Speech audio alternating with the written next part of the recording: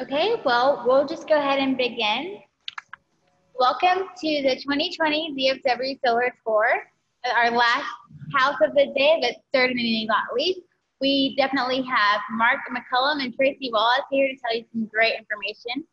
My name is Wallace Phillip, and I am involved with NTRG. I will be moderating this question and answer session. We would love to thank again our Terra Rock sponsor, Dallas College. Thank you to our homeowners, President, Mr. Mark McCollom and Tracy Wallace, for welcoming us virtually into the residence. Thank you to everyone in the NTRG for putting on this event for the 11th year. Thank you to all of you for attending this Zoom meeting and pursuing sustainability. Okay, I just added a couple more people. We'll give it about 20 more seconds. This question and answer session is scheduled for 30 minutes. We would love for you to continue to mute your mic until you have questions. This meeting is being recorded, and in order to ask a question, we ask to politely unmute your mic or input your questions into the chat box. All right, hi, Tracy, go ahead and take it away. Hi, y'all. Tracy Wallace, my husband, Mark McCollom. Hi. And I guess what we'll do is just start off with our video, and then we'll answer questions after that.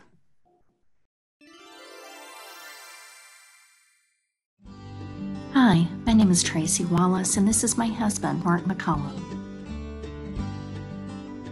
In August of 2019, we had a 10.4 kW system installed that was designed to offset 100% of our electricity usage over each 12-month period. In July, we had purchased a used 2015 Nissan Leaf, which is a 100% electric vehicle. Our system was designed to power it as well. I don't miss the gas station one little bit. Because our paperwork wasn't filed in the proper order with the HOA, we had to move the 9 panels you see facing the driveway to the back. This reduced our production by 11%, so we added 3 more modules. The moral of the story: dot all your I's, cross all your T's before you permit and install. Green Careers Dallas had just held a training in July of 2019. My husband Mark on the left, and Michael Fladmark, another founder, and our other instructor on the right. Our installer was Jeff Shedd, founder of Sunshine Renewable Solutions, and we are so grateful that he allowed 3 of our graduates to work on the install for our home under their professional supervision. This allowed our graduates to go from the classroom to a real-world installation.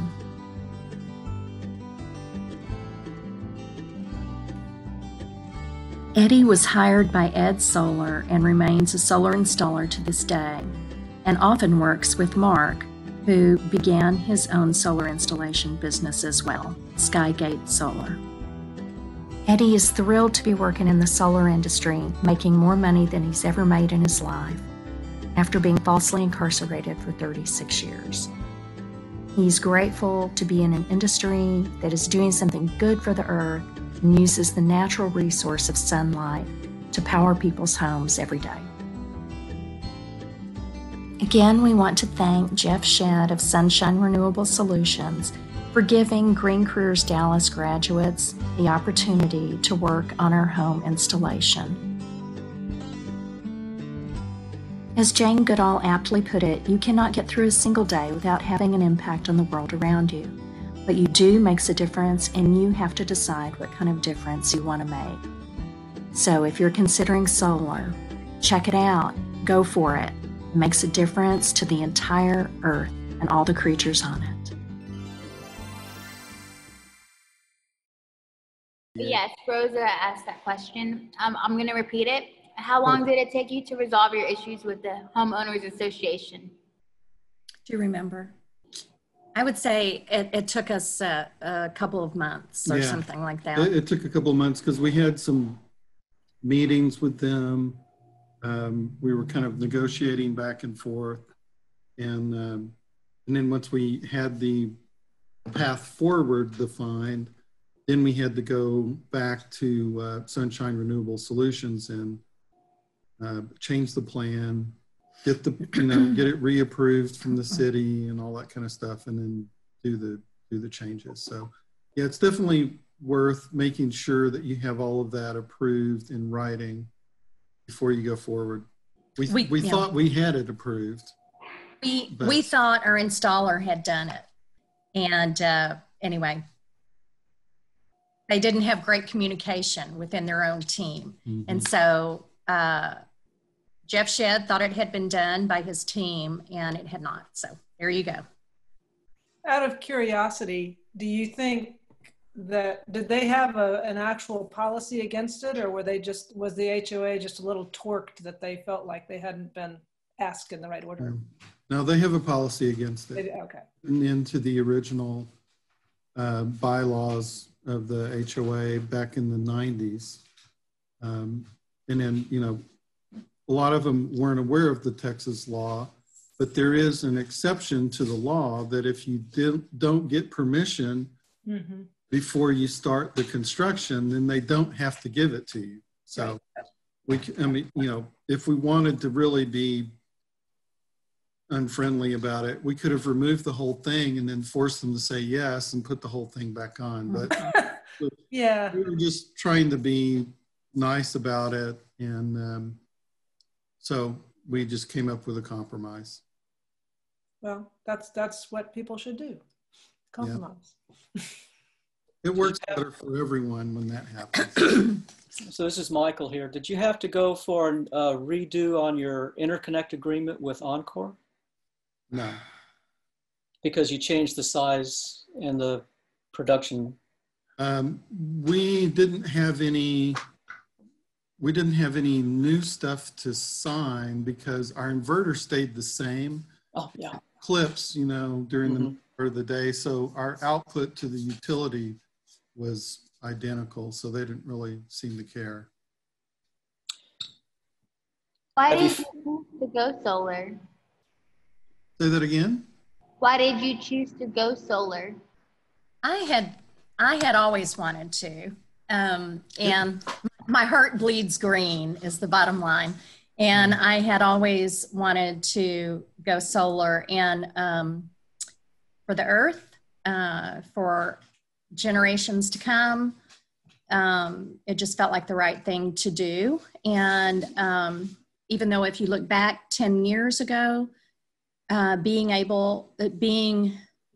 middle-class family, we could not have considered solar. Financing wasn't really available at that time, and we could never afford to do it up front. And we also were able to purchase, the month before we installed the solar, we purchased a used 2015 Leaf and financed it. I mean, we just, I don't get paid for my work, and so we're a single income family, and really, honestly, for most of our marriage, we have been. So it's exciting to let people know that this is within grasp of truly middle-class families now. You just kind of have to think it through and look at the details. And so we feel like with all the things that are going wrong in the world, this is something that goes right. And we were thrilled to have an installer that would also work with us, to have folks from the Green Careers Dallas program work on our project and give them some real world experience. Well, I commend y'all for definitely pioneering this electric installation solar process, because, this is a new way to build homes. And this is why we need pioneers again like y'all, the Wallaces and McColloms, to pave this way for new home builders to start a trend. Eric goes ahead and says, does your system have the ability to power the house if the grid is down? No, ours does not. We chose to optimize for the amount of power that we could generate to really get to a zero, overall usage as far as cost goes each year. and batteries are pretty expensive still. So our power doesn't go down that often here. So we decided, you know, we'd rather just go for having $0 spent on average every year going forward. It was a trade-off. We did consider it, we looked at it, and then we decided that for now, that's what we'll do. And who knows, maybe we'll build a solar suitcase someday to run our refrigerator. Yeah, you never know. That's the... Those plans are on ntreg.org if anybody's interested. Yeah, very good. Since I've started my own solar installation company, I've worked with a couple of customers that are in the co-serve area, and so they don't use Encore to get their electric utility delivery in them. Co-serve doesn't have net metering, so one of the customers I worked in, they downsized their system a little bit, and they added 3 Tesla batteries because they didn't want to have a solar system and still be paying in the evenings and overnight to co-serve for their electricity. So they designed their system to just overall, you know, basically be a net zero, but they had to go at it a little bit differently than we did because they didn't have the net metering. What are some pros and cons of your installation process with working with Sunshine? Well, I mean, the pro is that they were really very patient with us because we asked a million questions. And, you know, and we're also the kind of people that like to do a lot of research, you know, so we did have a ton of questions for them. And it's really nice to have them be patient with us as we kind of work through that. I'd say another pro is that it's run by an engineer, a mechanical engineer. The downside, of course, was the HOA paperwork not getting filed properly. Why would you encourage other people to go solar? I think this one came from Lisa. So yeah, it's for resilience, and regardless of what you hear in the news, I mean, studies have shown that more solar power on the grid actually provides resilience to the entire grid. And for us, you know, our payback period is a little less than 10 years. So that means we'll have a minimum of 15 years of free electricity generation. And what I always say— Did you repeat that? Did you say free electricity? Yeah, 15 years we can just generate electricity after this system has been paid off. And that, and you all, I may be preaching to a lot of the choir here that I see, but for people that are not regular attendees of NTREG, you know, these systems are a minimum 25 years of generation. They can generate electricity for 40 or more years. So I think it's well worth it, especially at this critical point in time with the climate crisis.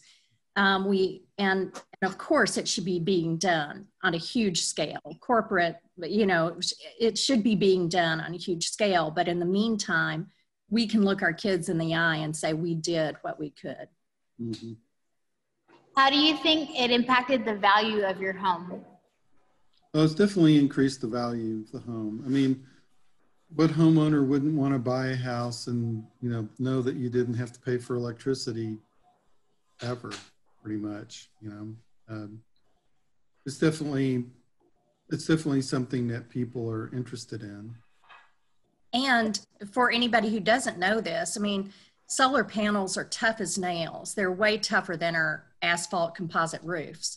So, you know, actually during a hailstorm of a certain size, you know, once you get over golf ball size hail, maybe not, but, you know, it's actually protecting our roof. It's actually providing some shading to our roof. So that's another thing that some people don't think about, but I mean, you put solar panels on the roof in a place where it's going to be sunny pretty much all day. So it adds a whole new layer of shading across your house and helps to, you to cool it a little bit more efficiently as well.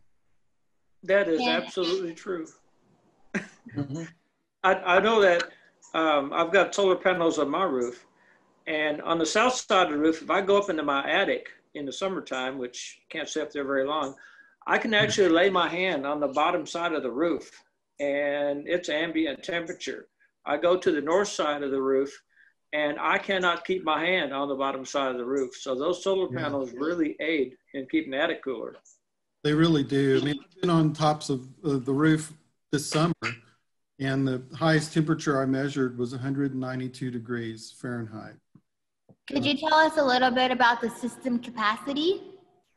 It's a 10.4 kW. Yeah, it's a little over 10 kilowatts. And that powers my little car. Yeah, and it charges her car every day. I mean, she just drives right by the gas station. Every time I talk to her about it, she giggles a little bit.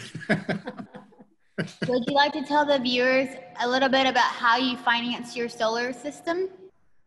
You want to talk or you want me to? So we did it with a home equity loan. It allowed us to have a really, it was a good compromise between a low interest rate and just being able to go through and get the process done. We had other things that we wanted to do with the home equity loan as well. So it's kind of a nice way to get all of that done together.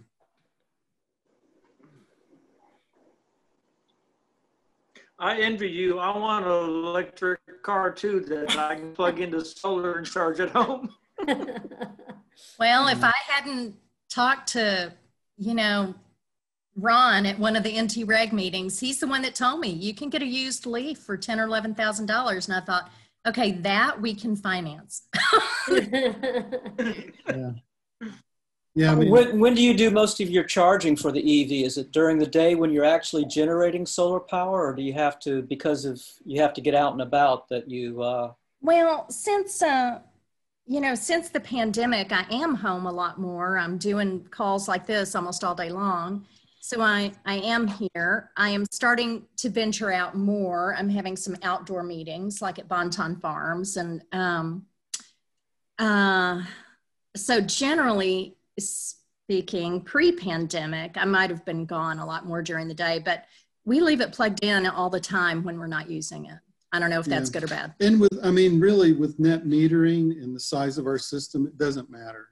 Okay. Because we still overall pay $0 in the year, even with charging the car. So from that point of view, it doesn't matter if we're charging it at night or during the day, because our system produces enough during the day to make up for it. What energy provider are you with? We use Green Mountain for ours. The reason why, there's two main reasons why we liked Green Mountain. At the time we signed up, we couldn't find any other providers that bought electricity at the same rate that they sold it at. And if they didn't do that, it seemed kind of lopsided to us, for them to sell it to us at 9 cents and buy it back at 4.5 or something. Plus, that helps with the economics and lowers the payback period if they'll do that as well.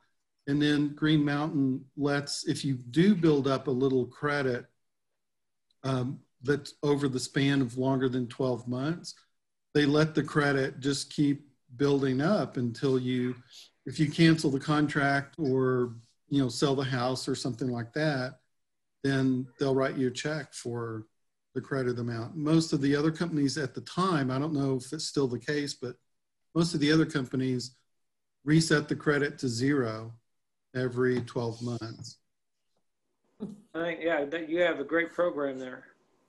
And we already were on Green Mountain Energy using their 100% wind plan. So either way, I love the thought of generating my energy locally. But, when we had 3 months this year that we had an actual electric bill. The rest of the months it was a negative bill. We were accruing credit. But on those months that we had an actual bill, we can know that it was generated by wind and not coal. So you are 100% renewable, whether you're Yeah, with but the we're not utility where or you not. are, Mike. I tell you, it is really nice to, you know, open up your bill and see, oh, negative $120. Yeah. So So could you talk a little bit more? I'm sorry, Rosa. Tracy, you had mentioned that you're very happy with the installer other than the issues having to do with the HOA. How did you find your installer? What resources did you turn to? Our installer is our nephew. I have been, the whole time he was in college, I just told him, please don't go into the oil and gas industry, go into renewables, go into wind, go into solar. And then he went on to get his master's of science in finance at the Texas McCollom School of Business. Sure. And we just assumed he'd go off to some big old place, you know, some corporate location.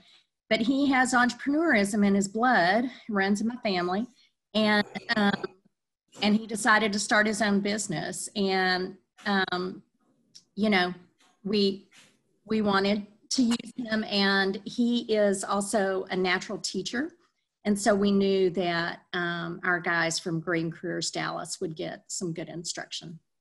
Yeah, it was a good fit because he was definitely willing to work with Green Careers and help, you know, bring new people that were recovering from poverty or other, you know, circumstances, and just be able to give them a pathway to a career with a living wage. And so both of those things really, I mean, he's family, and it really integrated really super well with what Tracy was trying to do. That's a great story. Yeah, and actually, can I ask you, Tracy, to talk a little bit about Green Careers Dallas and where you're trying to go forward? I was going to segue into that, but you took it right out of my mouth, Michael. It's hard when you're a co-founder. Right. So Michael and Mark are both of our instructors, and so now that we're in the midst of a pandemic, it's not safe to be in a classroom for classes. One thing we've seen in the industry is that there were furloughs immediately after everybody shut down in March, but many of those jobs have come back. And we know this from the Green Careers guys that Mark has hired, that they wouldn't have any work during the pandemic if it weren't for this, if they had to go back to the things they were doing before. So it's been a huge help for people who live at that lowest income level. I mean, we know that firsthand. So we're partnering with a church in Southern Dallas. It's in the zip code 75216, that they are going to allow us to use a lot that they have that's just an empty lot. And we're in the process of getting the lease signed to build outdoor mock rooftops in that area. And so we'll take our training totally out of the classroom, outdoors, and Mark has completely tweaked the curriculum for that. And well, and Michael too. Oh, well, sorry, I just have him here, and so I, you know, pin him down and say, we're talking about this tonight. And so we'll take it outside. Safer, natural airflow, able to distance further. Yeah. Masks. There's still a lot of growth happening in the solar industry. I mean, it's coming back strong. And, so there's a lot of hiring going on. And it's all about safety, and having a crew, initial crew, come off the street that is already safety trained and has a basic understanding of what solar PV is all about it's almost like a no-brainer. It's very advantageous. And so I have to give Tracy and Mark a lot of credit for keeping this going forward and making it happen. We're hoping that we have our first class out in the open before the end of this year. And if everything comes together, it's going to happen. And we appreciate NTREG's continued support as well. Yeah, definitely. And any solar installation companies that you know of that I'm not already in touch with, please let me know so we can promote our people. anyway. Yeah. Your house is a great project house. I mean, you did a great job. And, you know, being able to go 100% off grid, not off grid, but 100% net zero, and then also be charging an Eevee, you're everyone's model. So it was my dream. Thank It you. was just my dream come true. It did take her a couple of years to talk me into this. Because I kept saying, I don't see how it's going to pay back. You know, I don't see how. And when we actually sat down and did the numbers, I was like, oh, okay, well, it makes sense both from the whole world will thank you perspective and a financial perspective. So it's a win-win. And really. people often ask me, how does it compare cost-wise to fuel an Eevee compared to gas-powered car? It's pennies. It's a huge savings. I mean, Yeah. That's something I guess I wasn't really expecting, but yeah, I mean, she can charge her car for like $4. You can't fill your car up for that. So it's definitely a great deal.